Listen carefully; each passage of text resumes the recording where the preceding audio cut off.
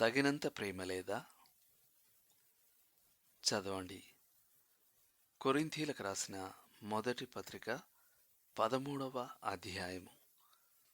బీదల పోషణ కొరకు నా ఆస్తి అంతయు ఇచ్చినను, కాల్చబడుటకు నా శరీరమును అప్పగించినను, ప్రేమలేని వాడనైతే నాకు ప్రయోజనమేమీయూ లేదు. కొరింథీలకు రాసిన మొదటి పత్రిక 13వ అధ్యాయము 3వ వచనం. మనకు ద్వేషించుకోవడానికి సరిపడినంత మతం ఉంది గాని ప్రేమించుకోవడానికి తగినంత లేదు అని అన్నవాడు గెలివర్స్ ట్రావెల్స్ యొక్క వ్యంగ్య రచయిత జోనథన్ స్విఫ్ట్. ఆత్మవరాలు ఎంత ఉద్వేగభరితమైనవి, ఎంత అద్భుతమైనవి అయినా వాటిని ప్రేమతో వాడితే తప్ప అవి నిష్ప్రయోజనం, వినాశనకరం కూడా. పౌలు పత్రికల్లో దేహాన్ని గూర్చిన అతని 3 వాక్య భాగాల్లో ప్రేమను నొక్కి చెప్పడం జరిగింది.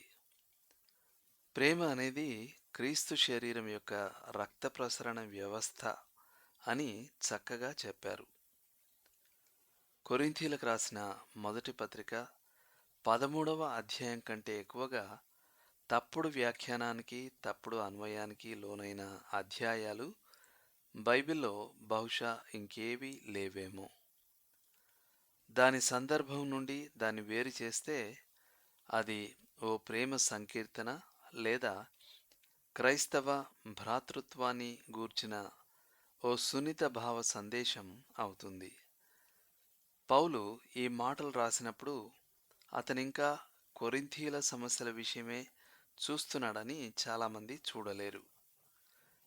భాషలు మాట్లాడే వరాన్ని దుర్వినియోగం చేయడం, సంఘంలో విభజన, ఇతర వరాల గురించిన ఈర్ష్య, స్వార్థం, వ్యాజ్యాల విషయం గుర్తుందా? బహిరంగ కూడికల్లో ఒకరిని ఒకరు సహింపలేకపోవడం, ప్రభువుకు అవమానకరమైన ప్రవర్తన, ఇవి ఆ సమస్యలు.